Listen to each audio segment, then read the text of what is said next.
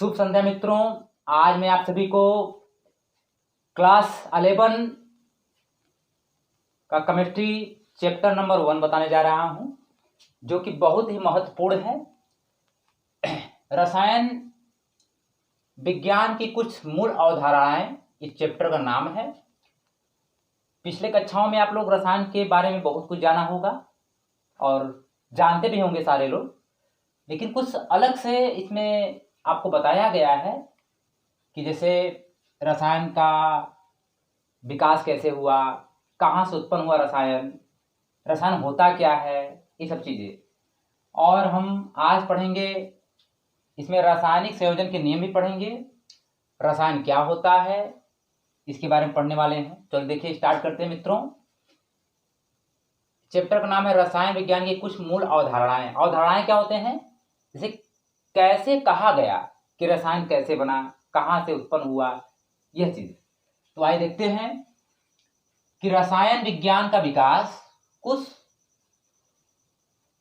Step में हुआ है, जैसे कि पुरातन शास्त्रों से, पुरातात्विक प्रमाणों से, वेदों से, धार्मिक ग्रंथों से, विभिन्न प्रकार के औषधियों से।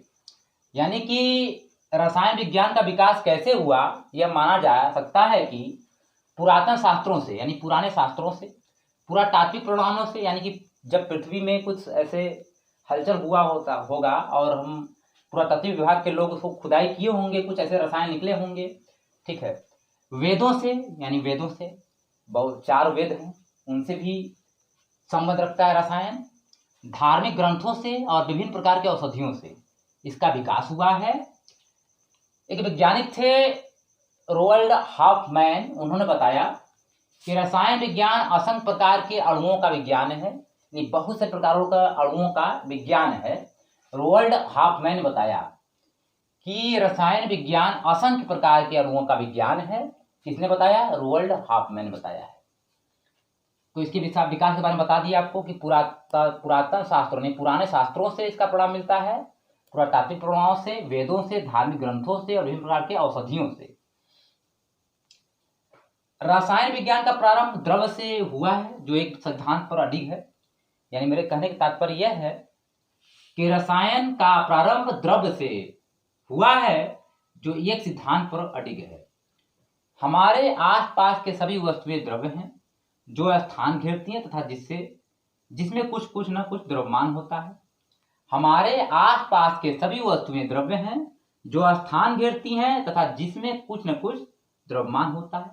छोटे से लेकर बड़े वस्तुओं में स्थान घेरने की क्षमता होती है और न कुछ उसमें द्रव्यमान भार पाया जाता है। जैसे ये मार्कर मैं लिया हूं, ये भी एक द्रव्य है। अगर मैं इसको नीचे रख देता हूं तो एक स्थान घेरेगा और उसमें कुछ न कुछ भार पाया जा रहा है। तो ये मार्कर, ये तो कंपनी नाम रखा है, लेकिन यह पदार्थ है, यानी कि यह द्रव्य है। हमारे आसपास के सभी वस्तुएं द्रव्य हैं जो स्थान घेरती हैं तथा जिसमें कुछ न कुछ द्रव्यमान होता है, वेट होता है। इसकी अवस्थाएं, यानी कि जब हम द्रव्य की बात कर लिए हैं तो द्रव्य की कितनी अवस्थाएं होती हैं, आप क्लास 9 से पढ़ते आ रहे हैं, इसको बताया जाएगा। अवस्थाएं 3 होते हैं, ठोस, द्रव और गैस। तो ठोस क्या होता है? आयतन आकार दोनों इसमें निश्चित होता है, यानी ठोस का आयतन और आकार दोनों निश्चित होता है। द्रव क्या होता है? आयतन निश्चित और आकार अनिश्चित होता है। गैस क्या होता है? आयतन आकार दोनों अनिश्चित होते हैं इसके, ठीक है। फिर से देखिए, ठोस क्या होता है? आयतन आकार दोनों निश्चित होता है। द्रव क्या होता है? आयतन निश्चित, आकार अनिश्चित होता है। गैस में आयतन आकार दोनों इसके अनिश्चित होते हैं, ठीक है। ये आप क्लास 9 में पढ़ चुके हैं। तो आगे देखिए, हमने द्रव का वर्गीकरण, क्लासिफिकेशन ऑफ मैटर किया है। तो द्रव का वर्गीकरण किया गया। यहाँ पर द्रव 2 माध्यमों से देखा जा सकता है, एक मिश्रण के माध्यम से, एक शुद्ध पदार्थ के माध्यम से। हम द्रव को पृथ्वी पर 2 माध्यम से दे सकते हैं। एक देखेंगे कि मिश्रण होता है, एक होता है शुद्ध पदार्थ होता है। मिश्रण समांगी मिश्रण और विषमांगी मिश्रण। समांगी मतलब समान मिश्रण वाले, विषमांगी मतलब विषम मिश्रण वाले। शुद्ध पदार्थ क्या होता है? तत्व और यौगिक। पूरे पृथ्वी कितने तत्व हैं मित्रों? 118 तत्व हैं, ज्ञात तत्व हैं मित्रों। यौगिक क्या होता है? बहुत सारे 2 या 2 से अधिक तत्व मिलकर एक यौगिक का कंपाउंड का निर्माण कर लेते हैं, उसे यौगिक कहा जाता है। तत्व क्या होता है? तत्व को विभाजित नहीं, जिसके कणों को विभाजित नहीं किया सकता है उसको तत्व कहा जा सकता है। ठीक है, तो मित्रों आगे बढ़ते हुए मैं आगे क्रम में उस रसायन संयोजन के नियम लेके आया हूं, जो कि क्लास 11 का एक महत्वपूर्ण चैप्टर है। चैप्टर नहीं, एक टॉपिक है। चैप्टर तो ये है रसायन विज्ञान की कुछ मूल धाराएं, ये चैप्टर नहीं, चैप्टर में एक टॉपिक है रासायनिक संयोजन के नियम।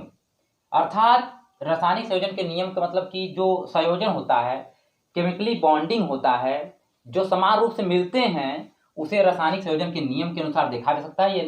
कितने नियमों के अनुसार रसायन मिलते हैं और कैसे अनुप्रयोग करके हम इसको दिखा सकते हैं। यानी रासायनिक संयोजन के नियम 5 माध्यमों से देखा जा सकता है। पहला है द्रव्यमान संरक्षण का नियम, दूसरा स्थिर अनुपात का नियम, तीसरा गुणित अनुपात का नियम, चौथा गैसीय आयतनों का नियम, पांचवा आवोगाद्रो नियम। ठीक है मित्रों, तो देखिए इसमें मैं बताया हूं रासायनिक संयोजन के नियम के अनुसार। पहला है इसमें द्रव्यमान संरक्षण का नियम। कहा जाता है द्रव न तो बनाया जा सकता है और न ही नष्ट किया जा सकता है। फिर सुनिए मित्रों, द्रव्य न तो बनाया जा सकता है और न ही नष्ट किया जा सकता है। किसने बताया था ये? लावोइसिए 1789 में लावोइसिए नामक वैज्ञानिक ने बताया कि द्रव्य को तो न बनाया जा सकता है और न ही नष्ट किया जा सकता है। इसी को द्रव्यमान संरक्षण नियम कहा जा सकता है। जैसे कि ऑक्सीजन और हाइड्रोजन को लेते हैं तो ये निश्चित अनुपात एक सरल अनुपात में होते हैं, 1:2 में होते हैं।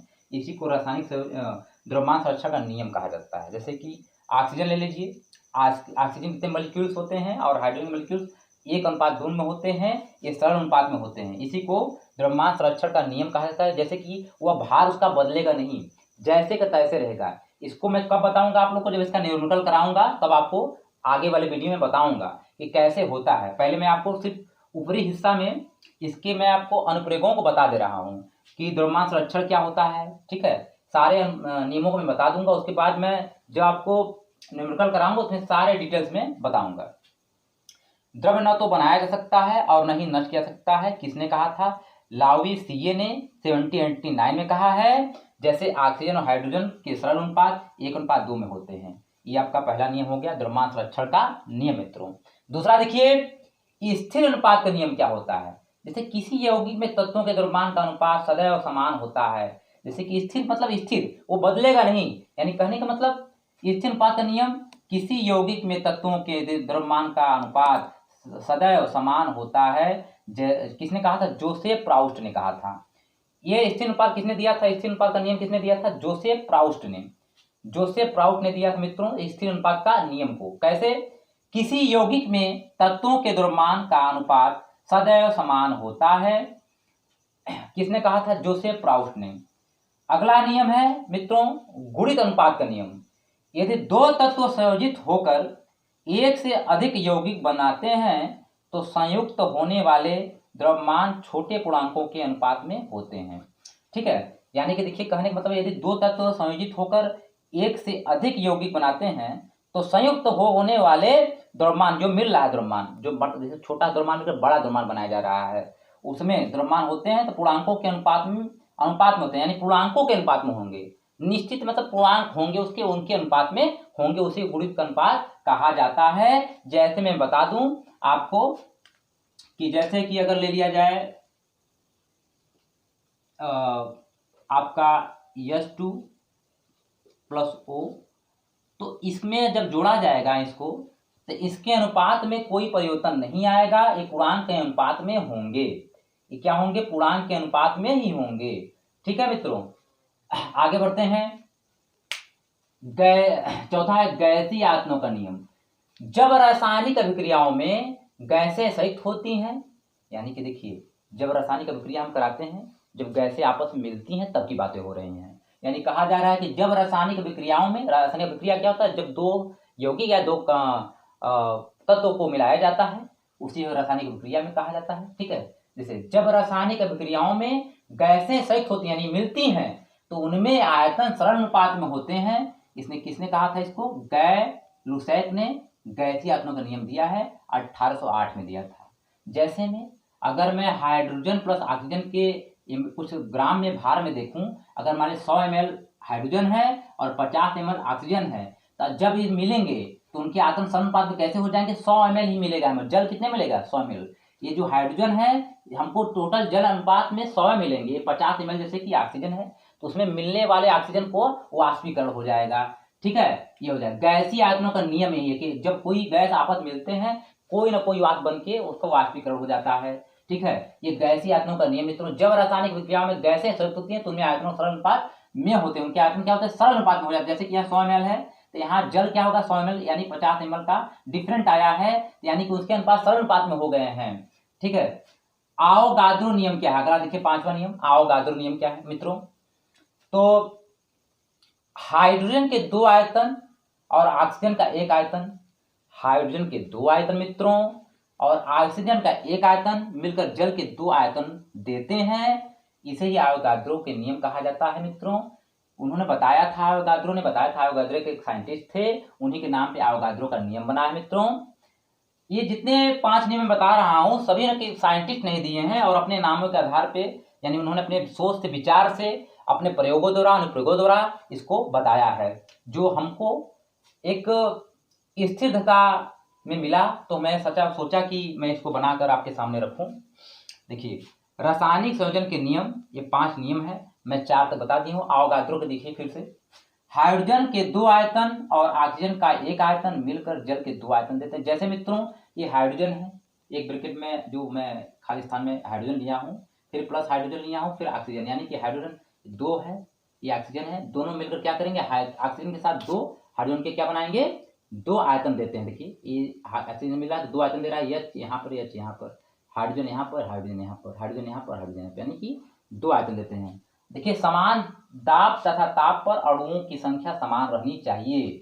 समान ताप एवं दाब पर अणुओं की संख्या क्या होनी चाहिए, हमेशा समान रहनी चाहिए। कहने का मतलब यह है कि अगर हम समान ताप पर या किसी प्रेशर में किसी अणु को नापा जा रहा है या उसको बनाया जा रहा है तो संख्या समान होनी रहनी चाहिए। संख्या समान है यहाँ पर मित्रों, जैसे यहाँ 1 था तो 1 ऑक्सीजन या 2 हाइड्रोजन, 2 हाइड्रोजन है। समान ताप दाब पर अणुओं की संख्या समान रहनी चाहिए मित्रों। ठीक है, आगे देखिए, मैं इसको फिर से डिफाइन करना चाहता हूँ। ये है रसायन विज्ञान की कुछ मूल अवधारणा, चैप्टर का नाम मित्रों।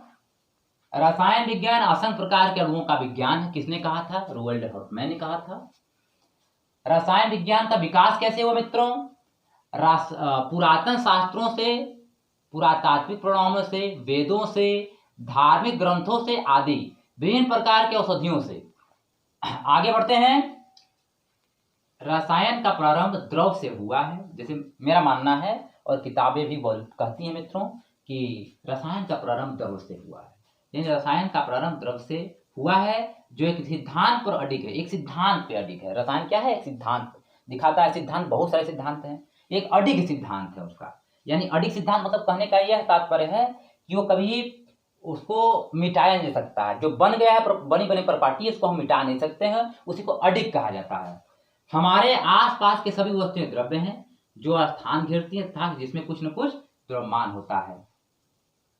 अवस्थाओं की बात कर लिया जाए तो ठोस, द्रव, गैस, 3 अवस्था होती हैं। ठोस क्या होता है, आयतन आकार दोनों निश्चित होते हैं। द्रव क्या होता है मित्रों, आयतन निश्चित, आकार अनिश्चित होता है, बहुत सारे इसमें है। गैस, आयतन आकार दोनों अनिश्चित होता है मित्रों। द्रव का वर्गीकरण किया गया है, क्लासिफिकेशन किया गया है। ये मिक्सचर होता है, ये प्योर सब्सटेंस होते हैं। ठीक है, द्रव क्या होता है, मिक्सचर होता है और प्योर सब्सटेंस होता है। देखिए, मिश्रण भी 2 प्रकार के होते हैं, समांगी और विषमांगी।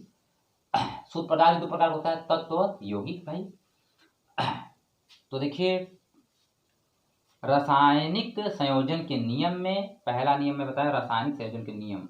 रासायनिक संयोजन के नियम के 5 नियम हैं। द्रव्यमान संरक्षण का नियम, स्थिर अनुपात का नियम, गुणित का नियम, गैसीय आयतन का नियम, आवोगाद्रो का नियम। ये 5 नियम ना आपस में एक संबंध बनाते हैं, जिसे रासायनिक संयोजन का नियम कहा जाता है। ये 5 जो मैं नियम बताया हूं, एक क्या है, आपस में कोई ना कोई संबंध रखते हैं। इसी संबंध को रासायनिक संयोजन का नियम कहा जा सकता है। ठीक मित्रों, आज के लिए मैं इतना ही।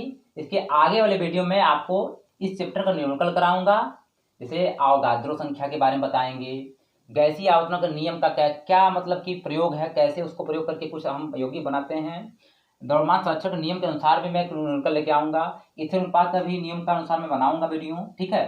तो मित्रों न्यूमेरिकल मैं अगले वीडियो में बनाऊंगा, आप इसका स्क्रीनशॉट लेना कर ले लीजिए। धन्यवाद।